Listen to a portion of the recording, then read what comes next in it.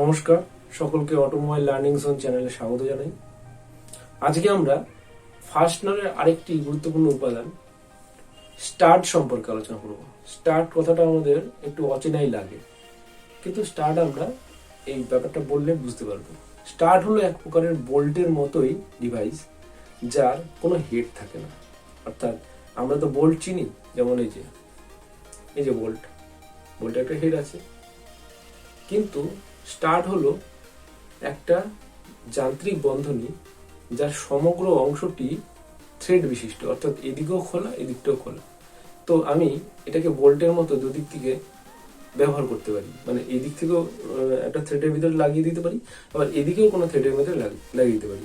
অনেক সময় বোল্টের অবর্তমানে এই কাজটি সম্পূর্ণ করে হচ্ছে স্টাড। অর্থাৎ যদি কোনো দুটো জিনিসকে জুড়তে হয়, তো মাঝখানে একটা লম্বা স্টাড নেবো, স্টাড নিয়ে এখানে জুড়ে দেবো, এখানে জুড়ে দেবো, মানে এটাকে ঘুরিয়ে দেবো আর এটাকে ঘুরিয়ে দেবো। প্রথমে একটা সেট করব। প্রথমে যদি স্টারটাকে সেট করে রাখি, তাহলে একটা দিক আটকে গেল, আর আরেকটা দিক আটকাতে গেলে আমাকে সেই দিকটাকে ঘুরিয়ে আটকাতে হবে, দুদিক দুটোর সাথে টাচ হয়ে গেল। ঠিক আছে, এটা হচ্ছে স্টার্ট। স্টার্ট এর গুরুত্ব অপরিসীম। হ্যাঁ, ইঞ্জিনের ভেতরে বা ইন্টারনাল কোনো বড় মেশিনের ক্ষেত্রে যেখানে হেড দিয়ে টাইট করা যাবে না, সেখানে আমাদের স্টার্ট ছাড়া কোনো গতি নেই। স্টার্টকে যদি বোল্ট বানাতে হয়, তাহলে কি করতে হবে? এর মাথায় একটা নাট জুড়ে দিতে হবে। সেটা আমরা ওয়েল্ডিং করে সূক্ষ্মভাবে জুড়তে পারি, অথবা এই স্টাডের মানে যদি এই দিক থেকে আমরা নাট ঢুকিয়ে দিই, ঢুকিয়ে দিলাম একটু, আর আরেকটি নাট উপর দিয়ে ঢুকিয়ে দুটো এই নিচের নাটটাকে ধরে উপর নাটটাকে আরো টাইট দিলে দুটো ফিক্স হয়ে যায়। তো তখন সেটা বোল্ট হিসেবে কাজ করে, তাহলে একদিক ফ্রি থাকে একদিকে হেড হয়ে যায়। এই স্টাডের গুরুত্ব অপরিসীম। এইভাবে স্টার্ট থেকে বোল্ট আমরা করে নিতে পারি আমাদের সুবিধা মতো। স্টাডের উপাদান নাট এবং বোল্টের মতোই সেম।